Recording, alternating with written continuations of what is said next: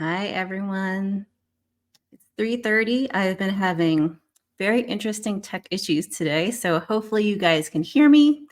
Things are relatively clear. And if not, I will re-record this and post it in a different way. But here we go. So everyone, hello. My name is Jennifer Roseman, for those of you that don't know me. And I am the host of Breath of Life Alchemy Facebook group. And this is where I teach people how to awaken their innate healing powers to take control of their health and well-being.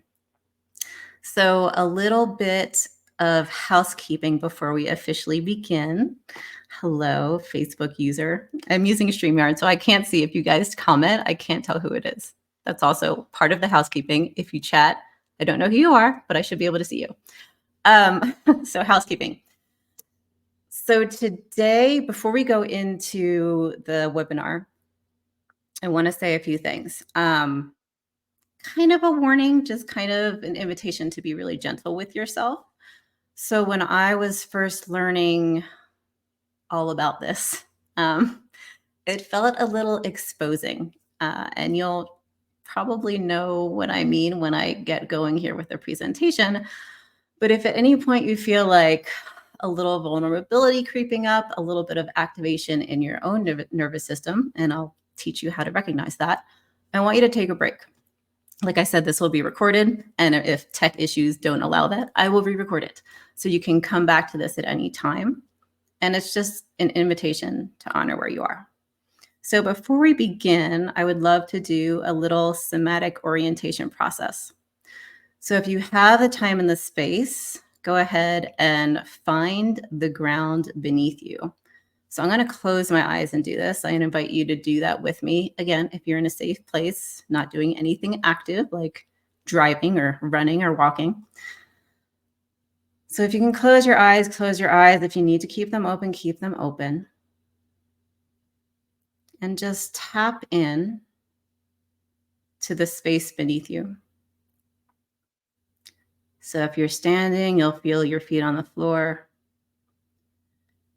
For me, I'm sitting, so I'm really feeling my sitting bones where they meet the chair. And my back, feeling the pressure of my back on the chair, holding me in space. And just checking in with my body. I'm feeling a little bit excited. I'm noticing my mouth is a little bit dry. My heart's beating a little bit fast. And my eyes kind of want to defensively orient, so they're moving a little bit underneath my closed eyelids. So recognizing for me that this is an anxious pattern, I'm going to take a few breaths here, and I invite you to follow along with me. So I'm going to inhale through my nose. And I'm going to exhale as if I'm blowing through a straw. So this naturally makes the exhale longer than the inhale, and I'm going to do that a few more times.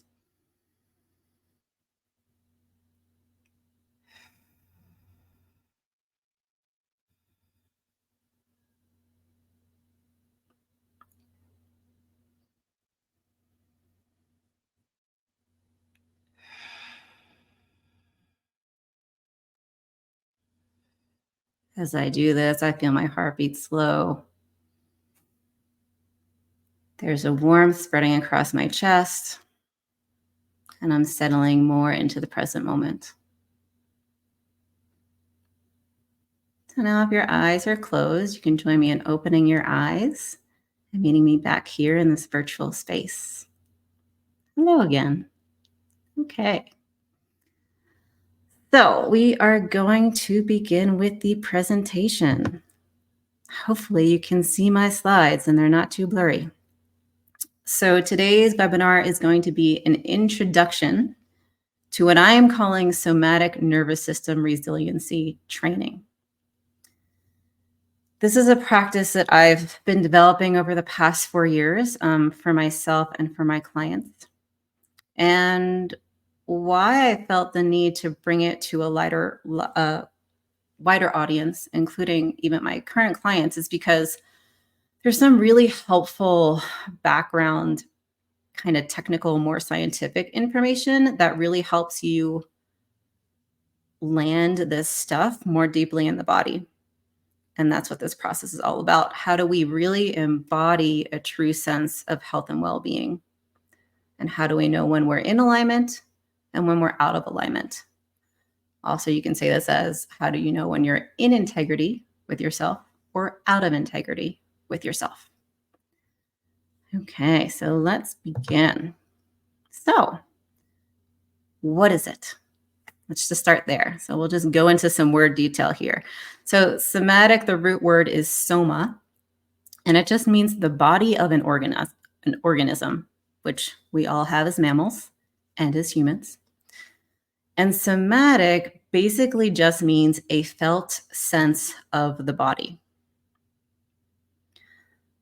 Nervous system, in terms of what we're going to be speaking to today, is the autonomic nervous system, specifically referring to the sympathetic, which is our activated fight-flight responses, and our parasympathetic, which is our rest and digest, and also freeze responses, which I will teach more about soon.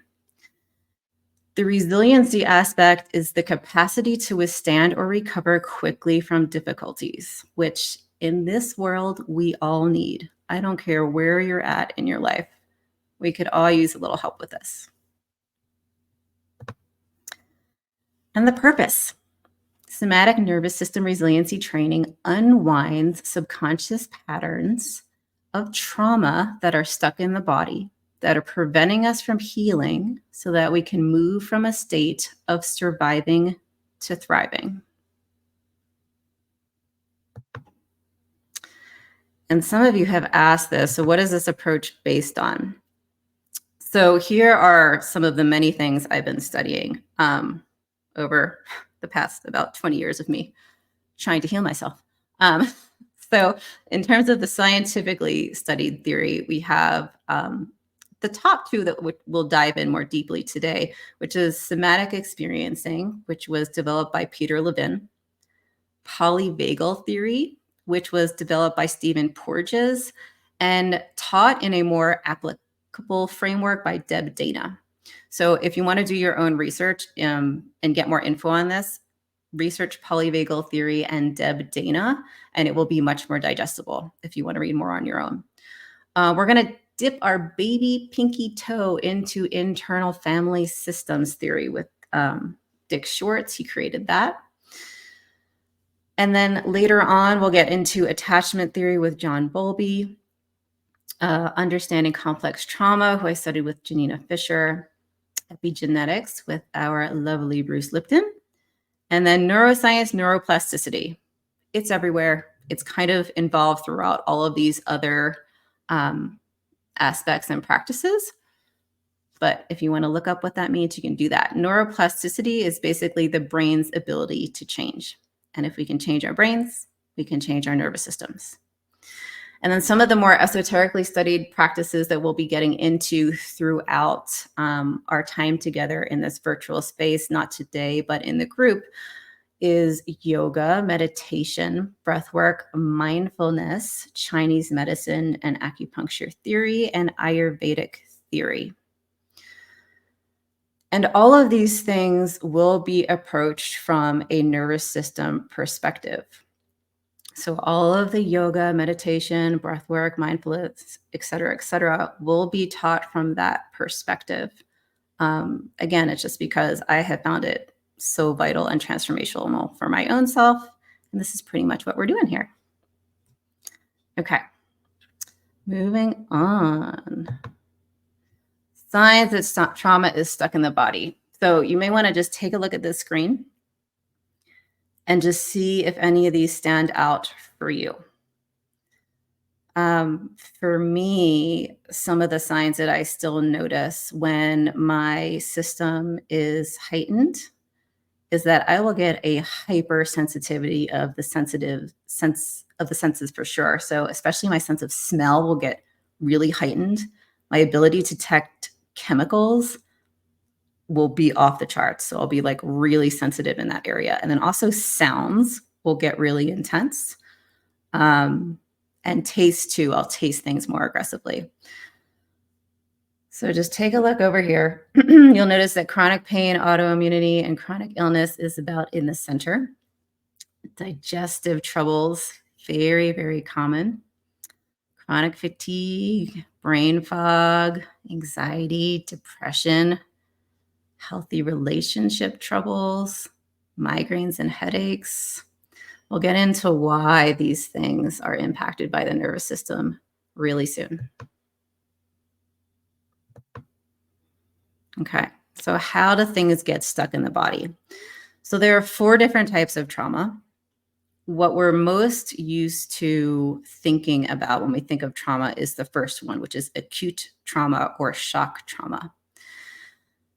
And this is typically when something happens too quickly and catches us off guard. So you can think of something like war trauma, which is what my brain used to automatically go to when I thought of trauma, PTSD type stuff, accidents, assaults, and even verbal abuse over the age of 5. So meaning someone says something to you and it catches you off guard, and it can actually be traumatizing to your system.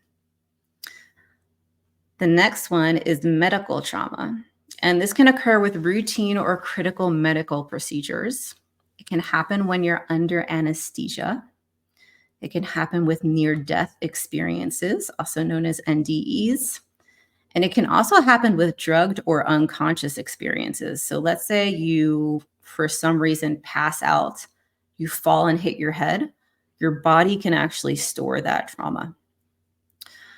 And then doctors' poor bedside manner, which unfortunately is common these days.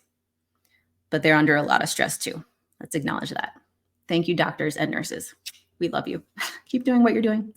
Accumulated stress trauma is the third one, and this is something I think we can all relate to. And so this one happens when anything occurs for too much, for too long. And this can be like work stress, family stress, the stress of having to pay bills that maybe it's a really struggle for you to pay, being sick, not enough time for rest, a lack of sleep, a lack of good nutrition, and exposure to toxins. So that all counts under accumulated stress. And our last type of trauma that we're going to talk about today, and which I think, and a lot of people that study and practice this work think has a lot to do why people's nervous systems subconsciously get stuck in activated or deactivated states of trauma. So early and developmental trauma is the most common trauma in the modern industrialized world. And that is because we live in a culture where we are highly pressured to do things that are not natural to our bodies, right? Like we're encouraged to push ourselves to the limits and beyond. We're encouraged to do whatever we can to make money. We're marketed to that, like what we have is never enough. So that can create a lot of stress just being in this culture. And also, we are unfortunately raised in families where our caregivers are also really stressed and don't have the ability to attune to us as very, very small children. So early and developmental trauma can include anything scary that happened to you from in utero, meaning when you're still inside the womb, to 7 years old. And so these are things that we oftentimes don't remember and are pre-verbal, which is one of the reasons why we need to go into the body to heal ourselves. They've shown studies that mothers who have been stressed when they're carrying their babies, if their stress hormones are high enough, it can actually dysregulate a baby's brain before it can be born. And they can also be more likely to be born with underdeveloped lungs. This was actually me. And so if our mothers' bodies were very much under stress while they were carrying us, we can just inherit this epigenetically because those stress hormones are literally what was feeding our bodies in utero. And it can make us have a little bit more of a difficult time from a nervous system perspective, especially if once we're born, if our mothers were depressed, they didn't breastfeed us, some things that just didn't happen that our bodies really were needing. Again, it can lead to more distress. And it's not to say that we are going to blame anyone for anything. It's my firm belief that we are all doing the best that we can every single moment. But it's just something to recognize in ourselves if we've had those experiences so that we can know that we need to take it maybe a little bit more easily than other people. So back to these things from in utero to 7-year-old. Sorry, that's a little bit of a tangent. So some of these things can include things like not having healthy attachment and attunement from a reliable parent or caregiver, which is what we were just talking about, neglect, physical or emotional abuse. Okay, so these are all the different types of trauma. We're going to kind of double click here on the next slide on the early and developmental trauma. So ACEs is something that has been clinically studied for a while now. It stands for Adverse Childhood Experiences, and they are listed in this slide here. And what they've discovered is that if you have experienced any type of form of abuse, neglect, or household challenges as listed below, that it oftentimes correlates with a higher likelihood of mental and physical health issues later on in life. So why I say this, again, just like I mentioned the in utero thing, it's because it just helps us be aware that we might take a little more time to heal than other people, and we might need a little bit extra help. And I also want to share too that the ACEs study, there's a really great website that I've linked here for you. Actually, I don't know if you can click it, but it's the AmericanSPCC.org website. And so you can go on and you can take their adverse childhood experiences quiz and learn a little bit more about that for yourself if you're interested. And I also want to do a quick note and say that the ACEs study doesn't account for stressors outside of the home. So that means it could be cultural, right? So if you grew up as a minority or not that necessarily everyone struggles with that, but I feel like culturally there's something that's different about that that may make us be more exposed to certain stressors than others. But it also doesn't account for if you've had positive influences in your childhood that could actually counteract some of the effects of these ACEs categories here. Just wanted to mention that real quick. Okay, so Gabor Mate, love him if you know him. Great. If you don't, look him up. He's got a lot of stuff on YouTube, talks about trauma. So here he's talking about trauma is not what happened to you, but what happens inside you as a result of what happened to you. And what we can see is that two people can experience the same trauma, and one of them will be able to move on with their life and not have any impact, and the other person will not be able to do that. And like I said, a lot of this has to do with early development trauma or some of the other types of trauma stacking on top of each other. So if you have accumulated stress trauma, medical trauma, and then you get hit by a car with acute trauma, that will stack up and your system will be overwhelmed. So that's one example.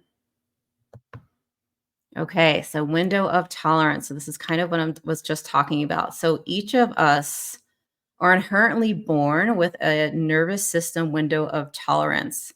So Irene Lyon talks about this in a way that I really resonated with, how our window of tolerance is like a pool. And these little pieces of stress are like little beach balls floating in the pool. And, if they're just a little bit of beach balls, we can handle it, right? Like we can stay regulated. Sometimes we want to play with the beach balls and have fun. And then sometimes we just want to hang out and float in the pool. So this is a nice little state. However, if we get activated by too much stress, meaning there's way too much beach balls that fit in our little pool of tolerance, the beach balls start flying out of the pool. They're all over the place. And this is basically like how we get overactivated and overstimulated and more likely to cause us to be stuck in these activated or deactivated states. So, one of the goals of this teaching is that number one, we learn what our window of tolerance is, and we slowly learn how to grow that so we can fit more beach balls in our pool, especially if we're not able to change external stressors. And so we're going to talk a little bit more about that in the later slides. Okay, so 4 types of responses to triggers. So this is where we go into fight, flight, and freeze responses. And I'm going to go over this in several different ways because, as my somatics teacher said, what gets repeated gets remembered. So if you don't resonate with these slides, more will come. So the first type we're going to go over is fight. And our fight response is considered a sympathetic response. And this can show up as having a quick flash of anger or frustration that is disproportionate to the situation you're experiencing, getting defensive and trying to prove your case, even if you know you're wrong, raising your voice and or displaying aggressive or rage-like tendencies, and then even something like teeth grinding and jaw tension. That's because if you look at the animal kingdom, when they want to fight, what do? They start growling, right? And like gnashing their teeth. So that's a fight response that's coming out in the body, or at least that wants to come out in the body and can get stuck, especially if you have TMJ, a lot of jaw pain. And if you grind your teeth at night, this is you. Okay, flight response. So flight response can show up as leaving the room or conversation, attempting to avoid conflict, constantly leaving jobs, relationships, locations, thinking that there's something better out there, not being able to sit still or always keeping yourself busy, and getting easily distracted by another task or random thoughts, inability to focus. Okay, and now we're moving up into more of the freeze state. So fawn is kind of like a combo of freeze and fight or flight. And I'll get into more why this is anyway in later slides. But the fawning response can show up as people pleasing, which most of us have heard of, especially as women. We're almost trained to do this, people. It's almost hardwired into our systems. So people pleasing, acting as if another person's needs are more important than our own. This can also show up as feeling exhausted after engaging socially with people, being highly sensitive to other people's emotions and pain, sometimes even taking it on, laughing at people's jokes even when you don't find them funny, not telling someone the truth to avoid upsetting them. And in terms of sexual fawning, having sex with a long-term or casual partner out of feelings of obligation instead of desire. And the freeze response. This can show up as forgetting words, short-term memory issues, feeling numb, apathetic, and drained, antisocial behaviors, so having little or no desire or ability to go out or make any kind of social engagement, being shy or not knowing what to say, completely forgetting a stressful or traumatic situation even happened, and you really don't recollect the incident. And then lastly, having time pass without much awareness, be it for minutes, hours, days, or even years. So I want to say real quick that we are in the autonomic nervous system patterns. So these things show up automatically, meaning that we don't have conscious control of them. When we get triggered into one of these states, our prefrontal cortex, which is the very first most frontal part of the brain that is the most newly developed as mammals gets turned off. So we lose the ability to think clearly or to act intelligently even. We just do what we need to do on a subconscious level. So even like the people pleasing thing, right? Which you would think that we have control over, but like we don't. Our ability and what I want us to do here in this program is to learn how to recognize when we go into these states quicker so that we can make adjustments, self-soothe, self-repair, all these other things. So we'll get more into that later. Okay, so this is polyvagal theory. This chart may look a little complex to some of you, so I'm going to show it in a few different ways, but this is the first one. So the lovely Stephen Porges, he recognized that there were different aspects to the parasympathetic and sympathetic theory that was more complete. And so what we're looking at here are 3 different types of the autonomic nervous system. So in the parasympathetic response, we have freeze at the top, which is considered dorsal vagal, which is when our body collapses and immobilizes. This is the most ancient animalistic aspect of our nervous system. So this is the first one that came online because it's pure survival. If we can't fight back or flee from a situation, our best bet is to play dead and go numb. This releases all kinds of chemicals and hormones in our body that actually help us feel safe, numbed, and tuned out in really dangerous situations. So it's very helpful. We don't want to get rid of any of these patterns. I want to say that right now. What we want to do is learn how to better recognize when we're in them so we can make corrective measures. Okay, so that being said, dorsal vagal at the very top, just notice some of the things it says, feelings of helplessness. We go into an energy conservation mode. There's depression, numbness, dissociation, shame lives here, shutdown, hopelessness. And like I said before, it's where our bodies literally are preparing for death. We feel trapped and there's no way out.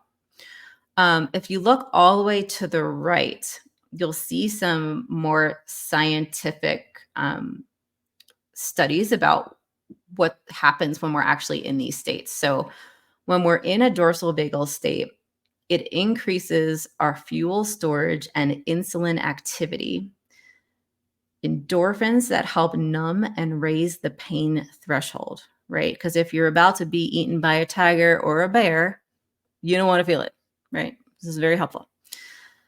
So when we go down into kind of the red-orange section, that's the sympathetic response. So most of us know this as fight or flight. So fleeing is when we're trying to get away. Fighting is when we're standing our ground and we're like ready to go towards the danger. Okay. And so fight responses are like rage, anger, and irritation and frustration. And flight responses are things more like panic, fear, anxiety, worry, and concern. And if you look once again all the way to the right, you'll see that when you're in this phase of the nervous system, it increases blood pressure. It increases your heart rate. It increases fuel availability, so you can fight or flee. It increases adrenaline, oxygen circulation to vital organs, blood clotting, and pupil size. And it decreases fuel storage, insulin activity, digestion, salivation, relational ability, and the immune response. And I want to go back. I forgot to talk about in dorsal vagal these things because I didn't read what dorsal vagal decrease. So I want to do that real quick. Going back right back up to dorsal vagal. So that reduces your heart rate. It lowers your blood pressure. It lowers your temperature. Muscle tone decreases. It freezes facial expressions. It decreases eye contact. Your intonation, so your voice gets softer. your awareness of the human voice also gets softer. So, like your ability to perceive sound from the outside decreases.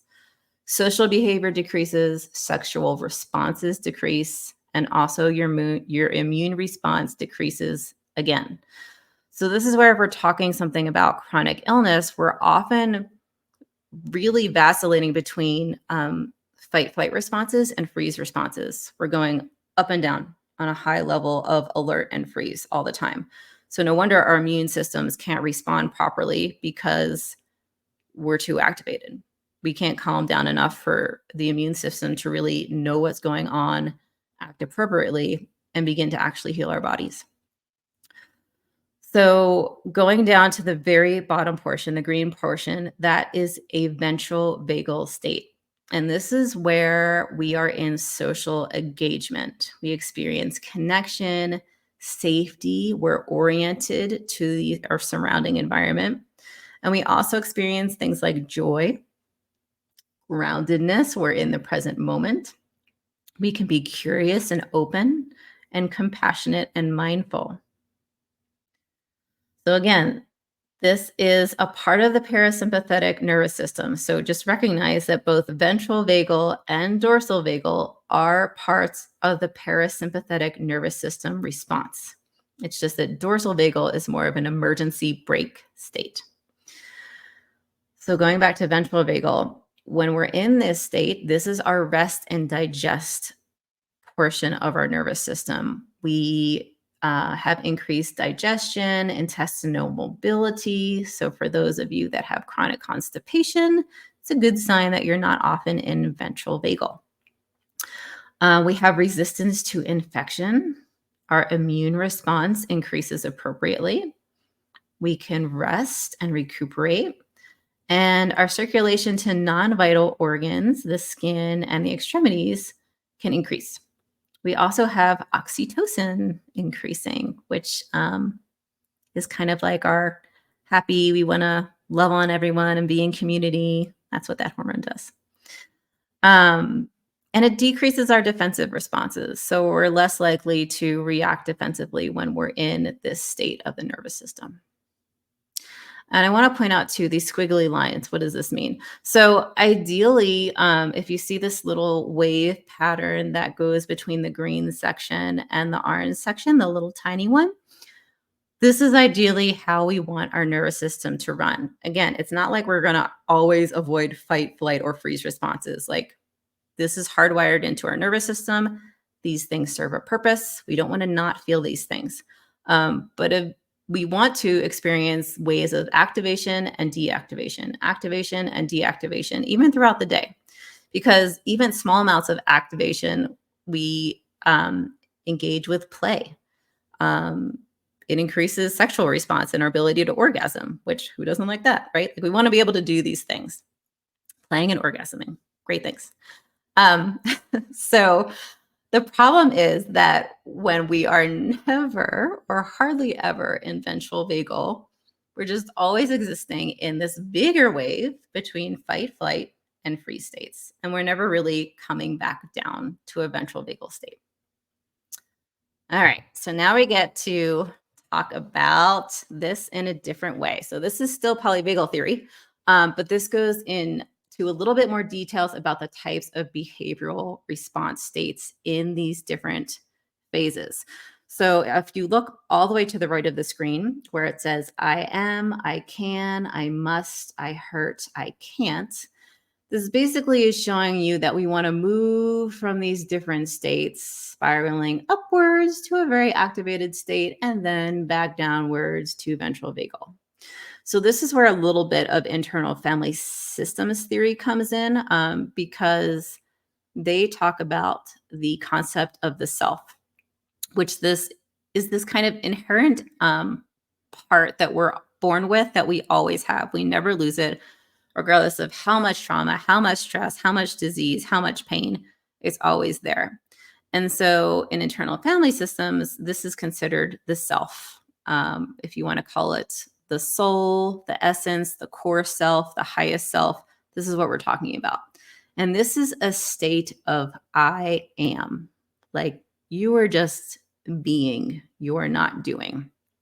So again, we're in green here, which is ventral vagal. This is where we are in flow. Again, we feel safe and connected. And there's this sense of co-regulation with ourself and others. So we're really being attuned to our own needs.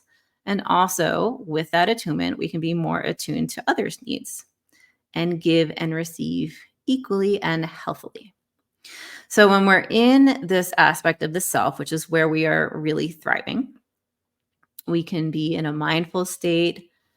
We have this embodied reservoir of clarity. There's curiosity, compassion, calm, and connection. And like I said, in this state, we're being, we're not doing. Very hard in this current day and age. So still in this state, we're in a little bit more of an activated part, which is called the self-led part. And here we feel safe to relax and work as a team. Our needs, feelings, and healthy boundaries are welcome. We have individuation, play, trust, growth, spontaneity, intimacy, learning, creativity, rest, and healing. And this is the state of I can. Like we feel really capable of handling the stresses in our lives. So heading into the yellow section, we have two different phases here. And this is back into the sympathetic fight or flight, where we typically feel like we need to fix something. We are hyper aroused in the sympathetic nervous system, and we're seeking safety via action. And that action is either fight or flight. So in the first reactive phase, so again, we're working our way up to higher states of activation from the lowest states. In reactive phase 1 of the sympathetic, we're typically breathing more from our chest. Our pulse is quickened. We have heightened senses. There's a sense of nervousness. We are unconsciously feeling unsafe. So we might not even currently be aware or label what we're feeling as unsafe. We typically have behaviors that are more controlling. We can have anxiety, hyperactivity. We can feel like we're rushing around all the time. This is also where thrill seeking comes in. Perfectionism also lives here. And criticizing and lying can occur in phase 1. In reactive phase 2 of the sympathetic, our heart can pound. We will have more shallow breathing. Our muscles will be tense. We'll oftentimes be sweating. We are on high alert here. We are fear-driven and threat-focused. There's hypervigilance happening in the system. We're always waiting for the next shoe to drop. We're still anxious here, but this is more acute. So there's catastrophizing. There's bracing, like bracing for the next pain spike or for someone to attack us, right, with PTSD. There's a bracing quality that happens in the system unconsciously. This is also where we can start quitting or rebelling. This is where OCD tendencies lie.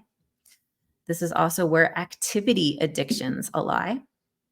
And then impulsiveness and racing thoughts occur here as well. And so going up into the red section, this is where we start freezing. And this is the concept of I hurt. So here we can have both a hyper and hypo overwhelm. And this is where we go into collapse or flop. Like I give up. So there's two different aspects to this here. We are seeking safety via disconnection. And so this is a hypo-aroused state, meaning we're way below the water here. We are under-aroused. Our systems are shutting down, shutting off.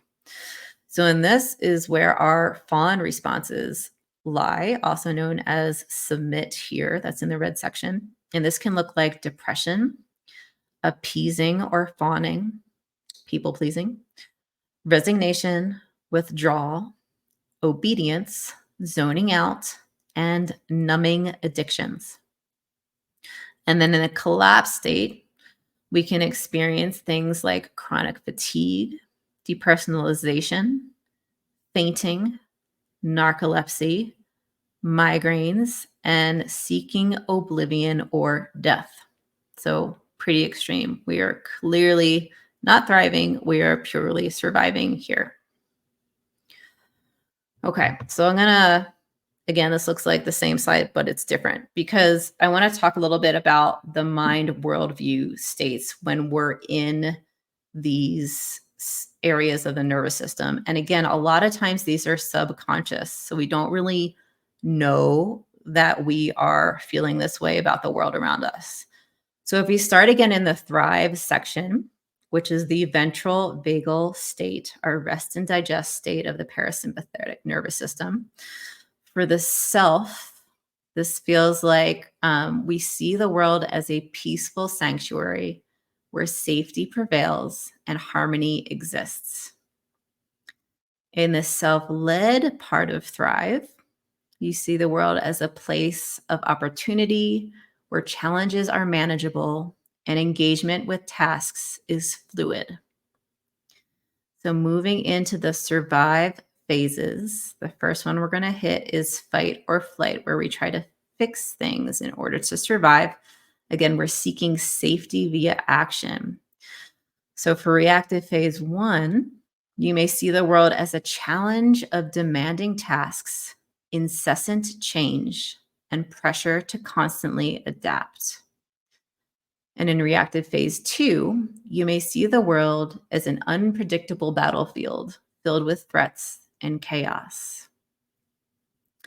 And so moving up into the freeze states where we get into the dorsal vagal, we have the fawn submit worldview, which is typically looking like this. You don't really know who you are and or what you want. You may constantly bypass your needs to serve others, and you may feel that you and your needs don't matter. And then moving furthest up to the collapsed mind state, you may feel disengaged, zoned out, helpless, hopeless, or frozen. You may see the world as an overwhelming chaos, unbearable, or paralyzing. So I want us to pause here and just take a breath, because some of you, this might have been activating. Because sometimes when we first start seeing these tendencies ourselves, we can be like, oh no, I've been doing this for a long time. But the good news is that we can always heal. We can always learn new things and take responsibility for ourselves and our actions and make really astounding transformational changes. So I invite you to take a breath, close your eyes with me, maybe place one hand on your heart, maybe two hands, maybe a hand on your heart, a hand on your belly. Again, make contact with the space beneath you, either your chair or the floor, whatever you're sitting on or laying down on. And just take a few deep breaths. That was a lot of information that was just placed in front of you. So just know that you can let it all go. Maybe even shake it off. And if you need to pause this video and come back later on, you can. Thank you for taking this sacred pause with me. I'm going to continue. But again, if you need more time, please take it for yourself. That honors your nervous system. Okay. So lastly, this is the last part of this portion. Common health issues associated with each state. So in the ventral vagal, we experience a healthy heart rate. Our blood pressure is regulated. We have a strong immune system. We have good digestion and elimination. We get really good quality sleep. And we have an overall sense of well-being. In the sympathetic, here are some things that they have shown to increase in the sympathetic state and be correlated with sympathetic state. Heart disease, high blood pressure, high cholesterol, digestive issues, sleep problems, memory impairment, headaches, chronic neck, shoulder, and back tension, and increased vulnerability to illness. And in the dorsal vagal, there's chronic fatigue, fibromyalgia, digestive issues, low blood pressure, and respiratory problems. And like I mentioned briefly before, they believe that the autoimmune aspect, if this is something that you suffer with, as I do, or experience, I actually don't suffer with it anymore, luckily, and you can do that too. You typically exist between the sympathetic and dorsal vagal all the time, going in and out of those places. Okay, so real quick summary. Signs that you are stuck on in sympathetic fight or flight. So this is how you recognize if you are in overdrive and you're experiencing too much. So like we said, there's anxiety and panic attacks. There's hyperactivity, ADHD. There's an inability to relax. There are digestive issues, chronic pain, hypervigilance, insomnia, emotional outbursts, high blood pressure, and hypersensitivity of the 5 senses. That includes smells, light, tight clothing, textures, and loud sounds. This makes me think of freeze response, especially a lot of people experience that after COVID with a lack of sense of smell or taste, because COVID really can impact people's nervous systems, also with ear ringing. That can show up in the freeze response. I just wanted to add that real quick. Okay, signs that we're stuck off in parasympathetic freeze. So this is too much. You might feel like this little guy here collapsed on the floor. So these are things like chronic fatigue, brain fog, immunity issues show up again here, digestive issues show up again here, chronic pain shows up again here. So just notice that these things, because we're here mostly talking about chronic pain and illness, shows up both in sympathetic stuck on and freeze states or dorsal vagal states where we're stuck off. It can also show up as depression, apathy, hopelessness, dissociation, dissociative states, low blood pressure, and lightheaded, dizziness, or fainting.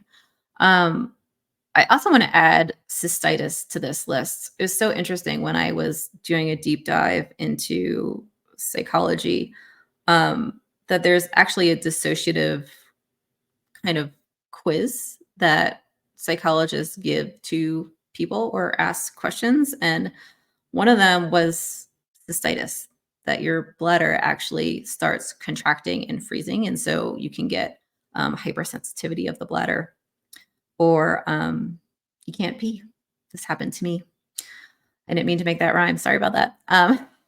But yeah, so you can get so stuck in a freeze state that some of these other automatic systems break down, like your ability to urinate. So I also think about this for men who get older, and yes, they can have prostate issues, but if things like Flomax don't work for you, I would check in with your parasympathetic freeze state, because it could be having something to do with urinary retention and not being able to urinate properly. Okay, moving on. So why do we need to go into the body versus the mind to heal? So we have 2 different types of long-term memory. When I learned about this, I thought this was so fascinating and made so much sense. So we have something called implicit memory and something called explicit memory. So implicit memory is something that develops over time, like learning to ride a bike. So at first it seemed hard, but like then you could do it without even thinking about it. Or driving a car. At first you're like, I have to learn how to drive this car, and you're paying attention to all the things. And now, like, how often can we go from A to B without even thinking about it? It's this unconscious physical action that we just do.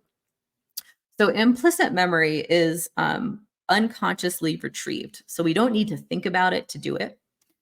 It's non-verbal, and it's procedural, like I was talking about, or it can be procedural, like driving a car, riding a bicycle. It's also emotionally and somatically based, meaning it lives in the affect or emotions and our tissues in our physical body. And priming is also in this category, which is exposure to stimulus affects future responses. So, an example that I can think of for myself is that um, this might be kind of gross. I'm going to share it anyway. When I was little, I was eating scrambled eggs with ketchup on it, and I got nauseous and I threw up. And if I smelled or saw ketchup on eggs for years, it would create this feeling in my body like, oh God. So that's an example of that. And then explicit memory is the opposite of implicit memory. We can consciously retrieve these things. It's verbal, so we can talk about it. It's declarative, where we can talk about events and facts that happen. And it's semantic, meaning that we are consciously knowledgeable of this thing in the world around us. It's also episodic, so we can recall personal events and experiences, meaning we can just tell the story, right? Which we like to do.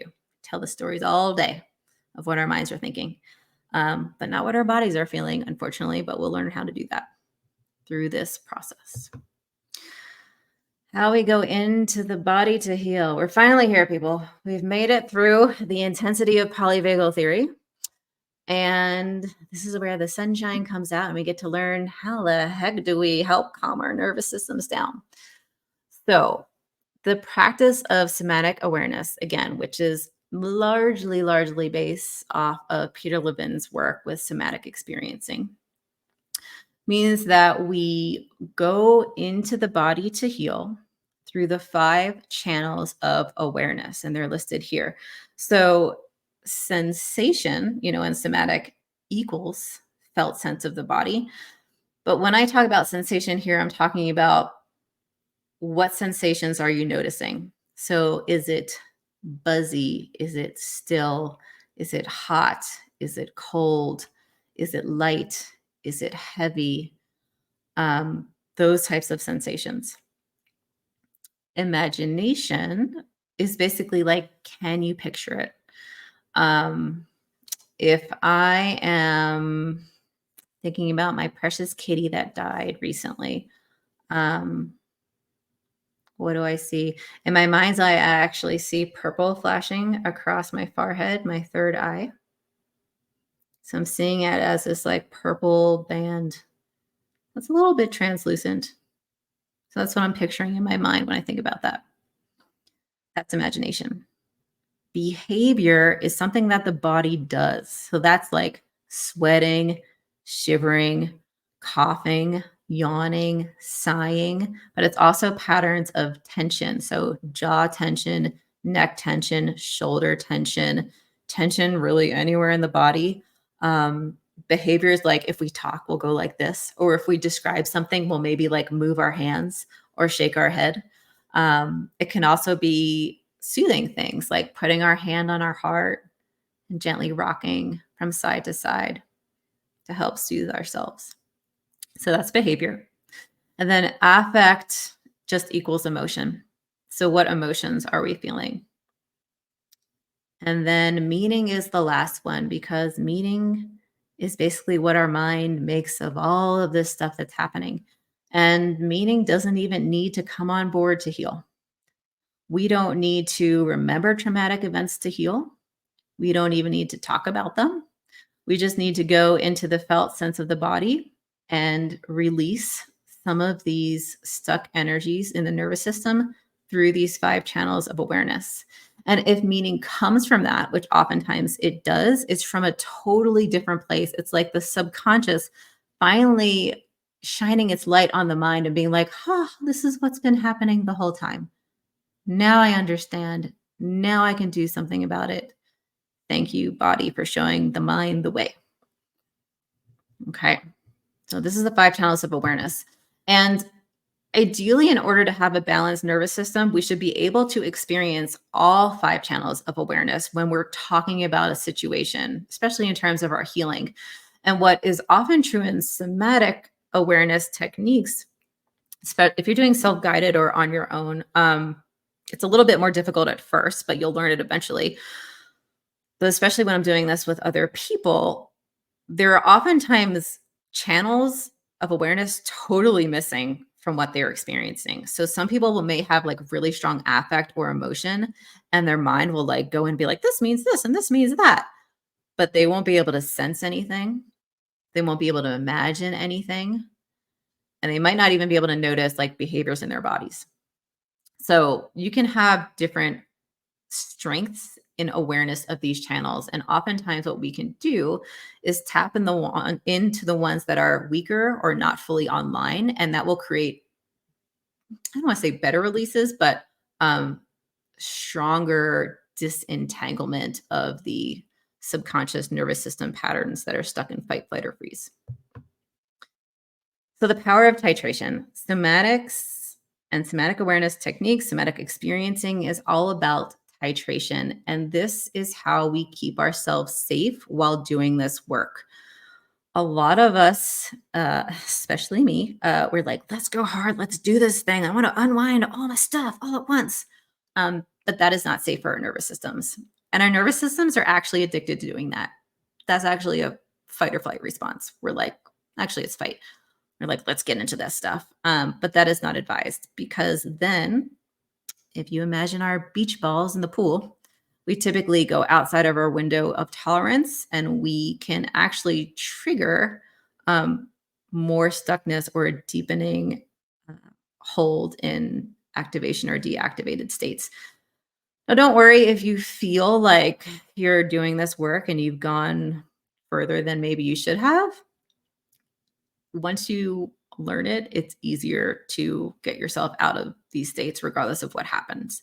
And, we're like little toddlers learning how to walk right now. So it'll take time. You're learning a new language, and just be prepared for that. So, through the power of titration, we teach the body how to surf the 5 channels of awareness so that we can move the body through levels of activation and deactivation. This allows us to not get stuck in dysregulated nervous system states of fight, flight, freeze, and fawn. And ultimately is what allows our bodies to heal and recover. So when stuck energy starts to move, and I put this slide in here because even with the little practice that I did in the welcome part of my Facebook group, you might have experienced some of these things. So when stuck energy starts to move, we can experience purges of that energy. So this can look like one or more of the following. We can get really hot. We can sweat. We can get really cold. We can start to shiver. We can start physically shaking. We can sigh and yawn. Sometimes our eyes will start tearing. This is a big one that always happens for me, that I'm like, yes, I am healing. And then my eyes start to tear. And it's not even crying. Like my eyes will just leak water, or it doesn't feel like crying to me anyway. There can be burping or stomach gurgling. And then we can also start expressing things through moaning, groaning, and sometimes even screaming. Sometimes the purge will come out as saying the things that you always wanted to say to a person that hurt you. And then sometimes purges can look like changes in the breath, especially deep breaths. And then sometimes we'll have emotional releases, typically crying or laughing, sometimes screaming, all appropriate, all welcome here. This is a friendly reminder. As Travis, his name Travis Walt, can't remember his name. You can't rush your healing. I can't remember what the singer's name is, but he has a song about this, and it's true. The nervous system takes time to heal. So during this process, please remember, take one step at a time, and it's better to go slower than faster. And I also want you to remember that throughout this process, it's so important to celebrate the small wins, like noticing when your nervous system becomes more resilient to stress, noticing that your body didn't go into like a crazy pain spiral or an autoimmune flare. Like, these are huge. And sometimes we'll notice things really small. And sometimes other people around us will actually notice them better than us at first. So Celebrate the small wins. And one final note.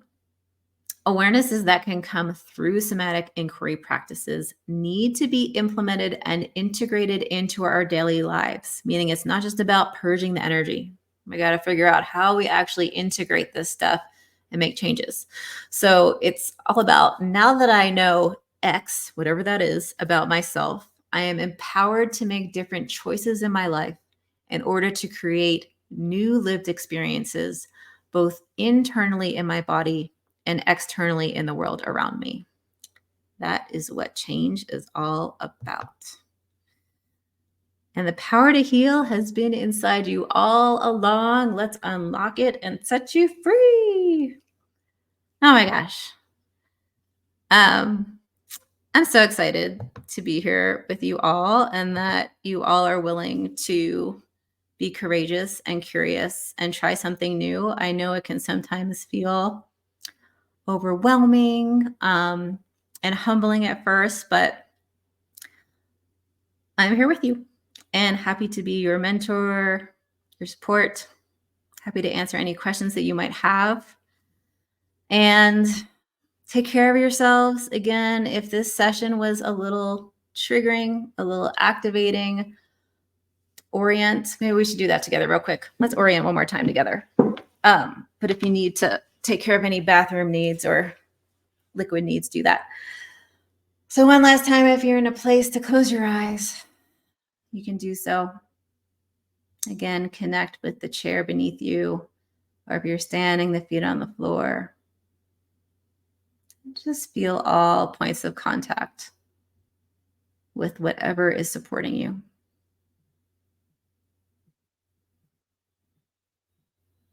Gently connect with your breath.